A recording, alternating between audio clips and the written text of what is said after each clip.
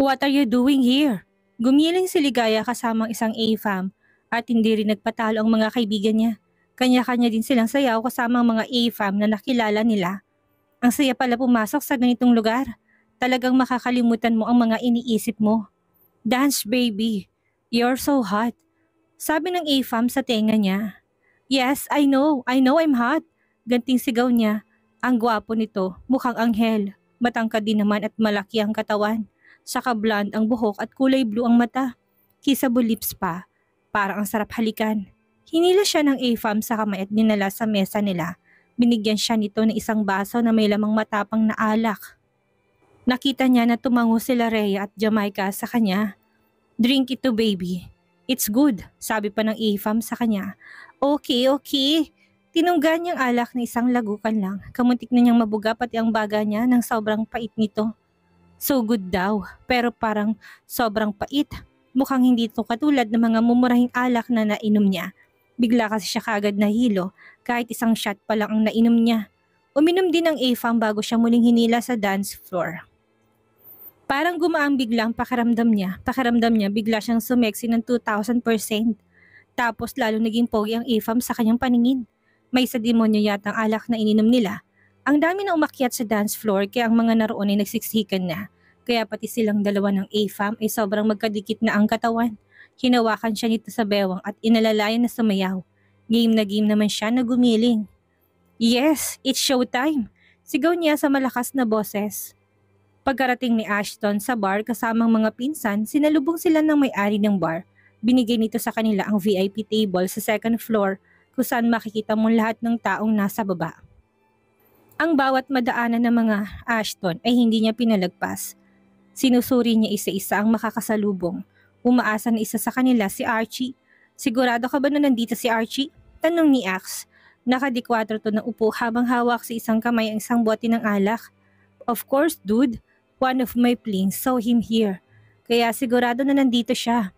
Sagot naman kagad ni Sander. Tumingin to kay Ashton na ngayon ay hindi may pintang mukha habang nakaupo. Partying is not his thing. Kaya naman mababagot talaga itong si Ashton sa ganitong lugar. Napasama lang naman ito dito sa bar dahil sinabi niya kanina, andito tungkol kay Archie. Tumayo si Ashton, kumunot ang noon ni Chad. Aalis ka na kagad? Umiling si Ashton. I will find him. Kung narito siya, baka makita ko pa siya. Nagkatinginan sila, si Janry ay tumayo at tinapik si Ashton sa balikat. Alam namin na galit ka, pero hindi na ibang tao si Archie. He's one of us. Sana inisip niya yun bago niya inanakan at iniwan ang kapatid ko. Galit na angin ng binata. Natahimik silang lahat. Itinaas ni Chester ang kamay. Calm down dude. Kung ano man ang iniisip mo, huwag mo nang ituloy. You know how your parents love him, right? Siguradong magagalit sila sa'yo kapag sinaktan mo si Archie.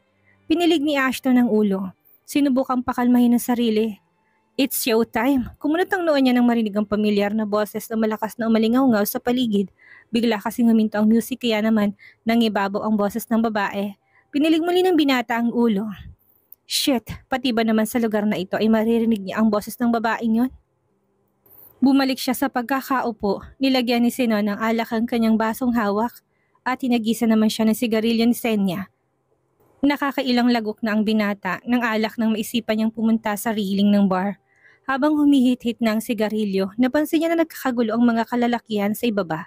Pinalilibutan ng isang babae sa gitna. Otomatiko na dumilim ang kanyang mukha na makilala kung sino to. What the heck is she doing here?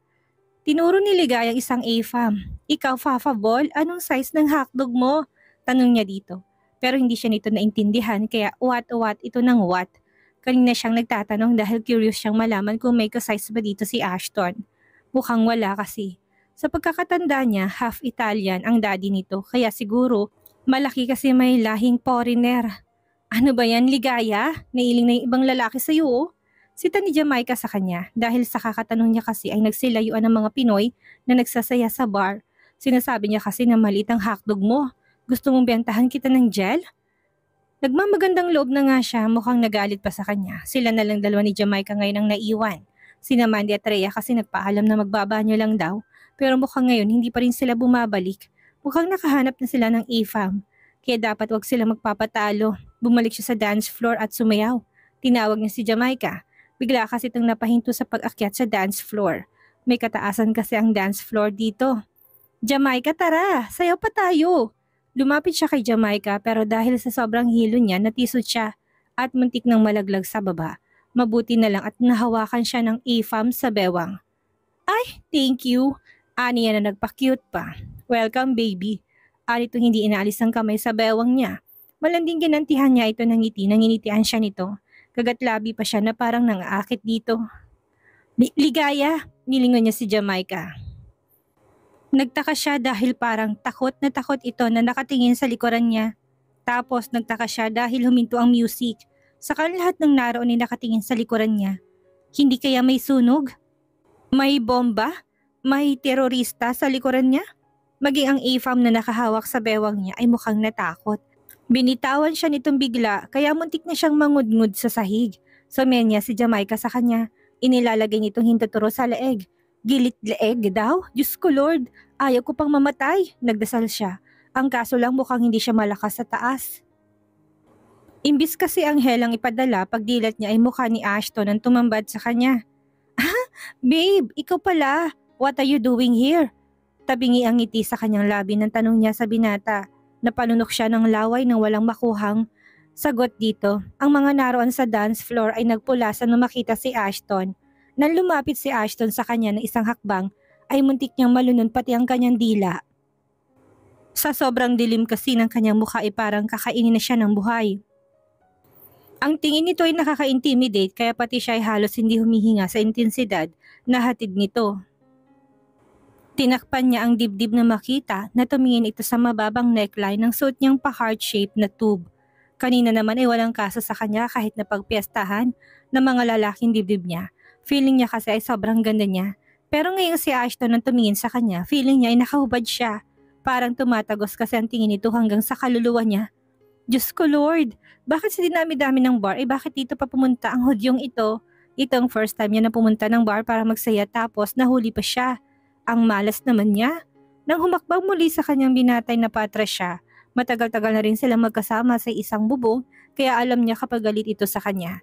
At ngayon nga ay masasabi niya na talagang galit ito. Babe, tinatakot mo naman sila. O wag ka naman tumingin sa akin ng ganyan. Saka bakit ka nandito? Nakangiwing tanong niya, tumingin siya kay Jamaica. Gusto niya sanang humingin ng tulong pero ang hitad na imatay kunwari at nagpakalong sa AFAM. How about you, Ligaya? What the heck are you doing here? Napahawak siya sa leg at nangatan ang labi sa takot. Lord, sana magkaroon ng himala at iligtas mo ako sa lalaking to. Dasal niya habang hawak ang leeg niya. Ganitong feeling niya noong nahuli sila ng binata nung nagnanakaw sila sa penthouse nito. Naalala niyang bilin nito sa kanya. Bawal lumandi sa iba. Bawal pumunta ng bar. Bawal ang physical touch sa ibang lalaki at lahat ng iyon ay nilabag niya ngayong gabi. Do I need to repeat what I said? Saka lamang siya natauhan ng dumagungdong ang barito ng boses nito. Naku, syempre, hindi. Babe! Uwet, Jamaica, tulong! Malakas siyang napatili sa gulat nang biglang bumaligtad ang paningin niya. Sa isang kisap mata ay buhat na siya ni Ashton na parang isang sako ng bigas. Wala man lang itong kaingat-ingat. Feeling niya umakyat ang lahat ng dugo at alak na nainom niya sa kanyang ulo nang bigla siyang buhatin ito ng walang babala. R.I.P. my friend! Narinig niyang sabi ni Jamaica na namumutla. R.I.P.? Rest in peace? No, hindi ako papayag. Akma susundukin niya ang likuran nito na makita na may nakasakpitong baril sa tagiliran. Nalunok niyang biglang tapang niya at parang maamo siyang tupa na nagsalita. Kuminto si Ashton nang humarang si Sinon sa daraanan nila. Nabuhayan si Ligaya at tumasang magtatanong to kung okay lang siya. At plano niya isasagot siya ng oo at hihingi ng tawad. Pero parang hindi nito nakitang hawak siya ni Ashton. You're going home? Tanong ni Sinon na hindi alintanang buhat ni Ashton ang dalaga. Yes, maikling sagot ni Ashton. Relax, huwag mo masyadong parusahan. Baka mamatay yan. Sinon said using his cold voice before he left. Baka mamatay yan? Baka mamatay yan? Baka mamamatay yan? Parang sirang plakang naririnig ni Ligayang sinabi nito bago sila iniwan. Anong parusa naman kaya ang ibibigay ni Ashton sa kanya? At bakit naman siya mamamatay? Hindi kaya, babe, sorry na please. Hindi na ako uulit, promise. Don't touch my body! Pagmamakaawa niya. Sa mga nababasa niya kasing novel, ibang klaseng parusang ibinibigay ng mga bida sa kanilang mga partner. At yun isa kama. Nangilabot siya sa naisip niya, pero at the same time parang kiniliti ang katawan niya. Lalo na sa ibabang parte, dahil yata kasing siya kaya na-excite siya ng ganito. Shut up, Ligaya. This is your fault. You test my patience, so taste my punishment. Malamig ang tono na sambit ng binata. Hindi man niya makitang mukha nito. Alam niya na blankong ekspresyon nito ngayon. Nalaki ang mata niya na maramdamang nilipad ang suot niyang palda. Nanlamig ang pisngi ng pata niya at naramdaman niya na nahanginan ang singit niya. Imbis na ayusin ang palda niya, ginamit itong malaking kamay para takpan ang pangupo niya. Kulang na lang ay mahulog ang eyeball niya sa gulat na mula na sobrang kanyang mukha. Daig pa niya ang nakakain na napakaraming silin ngayon. Sa naisip niya nagwala na siya at sinabunutan na ito at pinagsusuntok. Hindi niya kasi magawa ng aktwal dahil sa takot na hugutin itong baril at paputukan siya. Sa kabila ng kanyang takot, nakuha pa rin niya magtanong. Babe, ano parusang matatanggap ko? Masakit ba pero sa masarap na paraan? Uungol ba ako dyan? Ibig ko sabihin ay magaling ka ba sa ganito? Tanong niya na napapalunok ng laway. Natigilan si Ashton ngunit kagad din na sumagot. Well, for me it's satisfying, Ligaya. Let's see if you dare to disobey me when I do those punishment at you. Nakagat niya ang labi. Pero hindi pa ako ready eh. Biglang naging pabebe ang boses niya. Total ay nangahunting siya ng lalaki ngayon. Bakit mag-iifam pa siya nandito naman si Ashton? Mas malaki at mas mayaman pa. Pwede ba na hinay-hinay lang? Dapat gentle lang. Bawasan mong pagiging aggressive. Hindi daw kasi masarap kapag ganun. Then you should have listened to me in the first place if you don't want to be punished. Galit na tono ng binata. Nang makarating sa sasakyan ay unang pinasak niyang dalaga sa loob nito. Lalo nagdilim ang mukha ni Ashton na makita kung gaano kapungay ang mga mata nito habang nakatitig sa kanya. You really know how to annoy me, Ligaya. Big time. Nang makapasok agad na pinandar ni Ashton ng sports car na dala. Dahil madaling araw na, mabilis lamang silang nakarating sa tambayan ng pamilya nila. Especially nilang magpipinsan. Ano ba Ashton? Hinahina naman sa pagbuhat sa akin.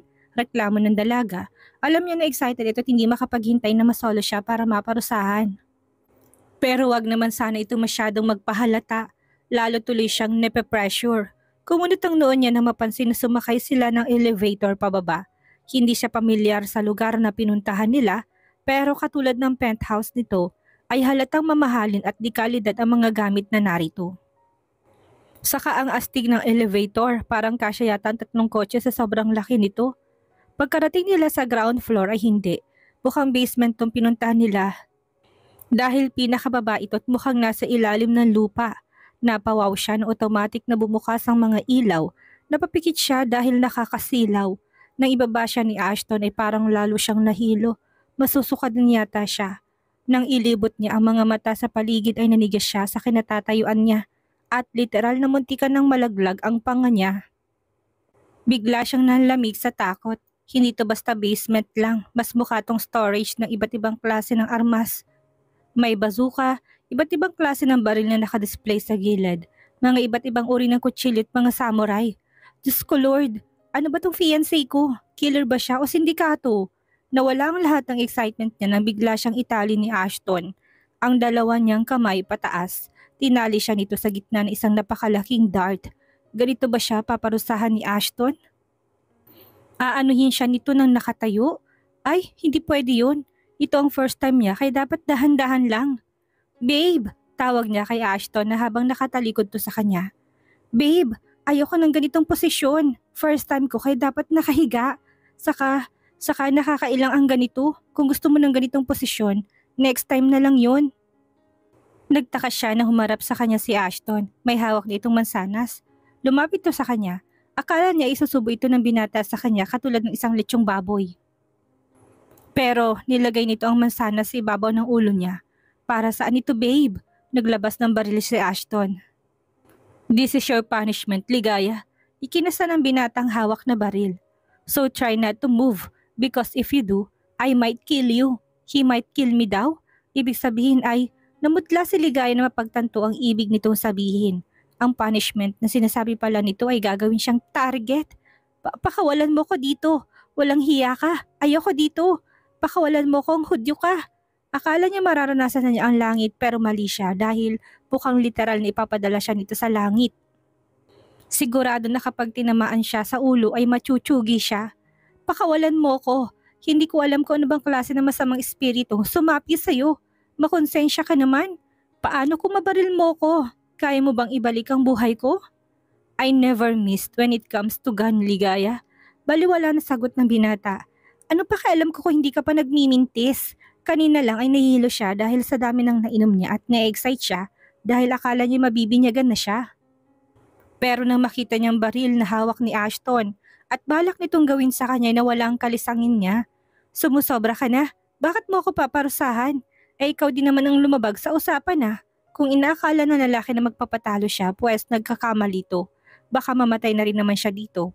Kaya ilalabas na niya lahat na nasa isip niya. Saka hindi lang naman siya ang lumabag sa rules nila. Ang sabi mo, pupunta ka sa kaibigan mo kaya ka umalis ng bahay. Anong ginagawa mo sa bar? Hindi ba nandun ka rin naman para humanap ng babaeng magpapaligaya sa'yo? Kaya ka nandun kasi naghahanap ka ng aliw. In short, naglalandi ka rin. Ha? Akala na lalaking ito hindi niya alam na nagpapalusot lang to. Gagawin pa siyang syunga. Pakawalan mo ko ditong hudyo ka. Imbis na pakawalan ng dalaga, umupo si Ashton sa single couch na naroon at umupong humawak ang baril na kinuha sa mga collection niya kanina. She thought he lied. Well, he's not. Inaasahan niya na darating ang bagong order niya ng dekalidad na baril ngunit nagkamali ang tauhan ni Axus. The friend he was talking about is gone. Bata pa lang siya, mahilig na siya sa iba't ibang klase ng baril o anumang armas and he considered them as a friends. Pakawalan mo na ako please. Kung paparusahan mo ko, dapat lang naparusahan mo rin ang sarili mo. Nag-bark at nag-girl hunting ka. Dapat maging patas ka, hindi yung ako lang ang ginaganito mo. Sigaw ni Ligaya sa kanya. His eyes darkened when he saw his heart-shaped tube fell on the ground. Samantalang ang dalagi ng laki ang mga mata. Takpan mong bubsi ko. Hudyo ka. Mapapatay talaga kitang hayop ka. Kasalanan mo to. Gusto niyang sabihin sa kanya na hindi siya nagsisinungaling. Ngunit kapag sumigaw siya habang sinusumpa siya, hindi niya mapigilan ang kanyang sarili na mapangisi. Anong tinatawa-tawa mo? Kapag nakawala ako dito, ipapakulam kita. Papalitin ko ng bonggang-bonggang hakdog mo. Gagawin ko kasing liit ng daliri ko. Sinusumpa talaga kitang lalaki ka. Baka karma ka rin sa ginagawa mo sa akin. Lahat na yata ng santo ay nadasalan ni Ligaya para sapian si Ashton at pakawalan siya. Naiyak na nga siya at natatakot na gagawa pa siyang tawanan. Napakasama talaga ng lalaking ito. Kagatang labi na yumuko siya. Napakalakas yata ng aircon dahil nilalamig siya. Gusto niya sanang yakapin ang sarili niya at yakapin ang katawan niya. Pero hindi niya magawa dahil nakatali ang kamay niya. Magbabayad ka talaga sa akin, Ashton. Humanda ka sa akin kapag nakawala ako. Sumpa ko sa sarili ko. Bigla siya nakaramdam ng init at ginhawa na may bumalot sa katawan niya. Pagtingala niya ay nakita niya si Ashton na may hawak na malaking jacket. Tinali ito ng binata sa katawan niya. Pagkatapos nitong itali sa katawan niya ang jacket ay inalis nitong tali sa kamay niya. Kinagat niya ang labi habang yakap ang katawan niya. Umiiyak na tumingala siya dito. Ano? Masaya ka na bang paglaruan ako? Ang sama-sama mo talaga. Kaya siguro wala kang jowa kasi ang sama na ugali mo. Pinagsusuntok niya ito sa dibdib habang umiiyak. Sobrang sama niya ng mga sandaling ito. Nakahanda ng almusal mo, sir. Pagdidiin ni Ligaya sa salitang sir. Pagkatapos sabihin yun ay umalis na siya ng kusina, nagpunta sa laundry area. Araw kasi ng paglalaba at dahil siya ang nagpresenta na gawin siyang muchacha, siya din ang naglalaba ng mga damit nito. Paglilinis lang kasi ang trabaho ng grupo nilang leader. Ramdam niyang pagsunod ng tingin sa kanya ng damuho, pero binaliwala niya yon. 3 araw na ang nakakalipas, simula na muntik na siyang maparusahan sa pinakapangit na paraan. Kapag naalala niyang ginawa ng hudyong iyon ay nanggagalaiti talaga siya sa galit. Nang gawin sa kanya yun ni Ashton, ay narealize niya na hindi talaga babae ang tingin nito sa kanya. Para sa hudyong iyon ay laruan lang siya. Bayarang laruan, nakangusong kinusot niya ang brief nito. Naningkit ang mga mata niya habang nakatingin dito. Ang laki naman ng brief niya. Salong-salong malaking hotdog. Malakas na hinampas niya ito sa tubig. Naku, lahat na lang talaga ay malaki sa kanya. Lahat na lang sinalo niya. Matangkad, gwapo, mayaman at pinagpala sa laki. Pero ubod naman ng sama ang ugali. Peste siya. Kapag nakuha ko talagang bilyon ko, ay ipapakidnap ko siya. Bubuhusan ko ng asidong mukha niya. Nilabas niya ang lahat ng galit niya. Tutal ay siya lang naman ang nandito at walang makakarinig sa kanya sa kailang araw na din niya itong kinikimkim. May araw ka rin sa akin, damuho ka. Ipapakulam kita at papalakihin ang betlog mo kaysa sa batuta mo. Walang hiya ka talaga. Pagkatapos magsampay ng mga nilabhan ay pumunta siya sa kusina para kumain. Nagulat siya dahil naabutan siya ni Ashton na nakaupo pa rin doon. Bakit sir? Hindi mo ba nagustuhan ang niluto ko para sa'yo? Walang kang ngiti-ngiti na tanong niya dito. Kung ayaw mo nito, ipagluluto na lang kita ng bago. Sabay na tayong kumain. Putol nito sa kanya. Tinaasan niya ito ng kilay. Naku sir, pasensya na.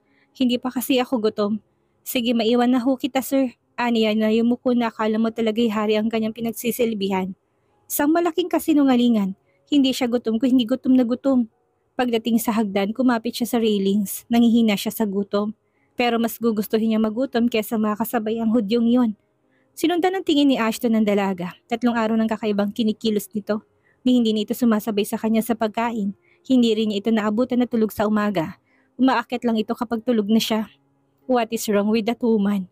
Nagpatuloy siya sa pagkain at hindi na ito hinintay. Kinabukasan, 3:00 pa lang ng madaling araw ay gising na si Ligaya. Pagkatapos maghanda ng pagkain ni Ashton ay naligo na siya at umalis. Pagdating sa opisina ay siyang pinakamaaga. Ang ganda natin ngayon, Miss Di Malanta ha? Puri ng gwardya sa kanya. I know, right? Matagal na. Aniya sabay flip ng buhok. Ang lahat yata ng empleyado dito sa building ay kilala na niya. Friendly kasi siya sa lahat. Wala siyang pinipiling kaibigan, mapabata man o matanda. Kailangan niya kasi ng maraming kaibigan para kapag naghirap siyang muli ay marami siyang potential customers na pwedeng pagbentahan. Ligaya, tawag sa kanya nila Rhea at Mandy na makita siya. Sabay na dumating ang mga to, ang blooming na mga to, paano ay nagkajowa ng AFAM katulad ni Jamaica. Samantalang siya hindi na nagkajowa, muntik pang maging shooting target. Peste ka talagang lalaki ka, may araw ka din, bulong niya. Nang makitang nakatingin sa kanya ang dalawa'y peking umiti siya. Naku, ang sabi ko, ang blooming yung dalawa. Mukhang sagana kayo sa dilig, biro niya. Kinikilig na nagampasan ng dalawa sa braso para silang bulating binudburan ng asin. Hindi lang basta dilig, Ligaya. We taste the heaven. Eksaheradang sabi pa ni Mandy. Masarap na heaven ang natikman ng mga ito. Samantalang siya ay muntik na makatikim na nakamamatay na heaven.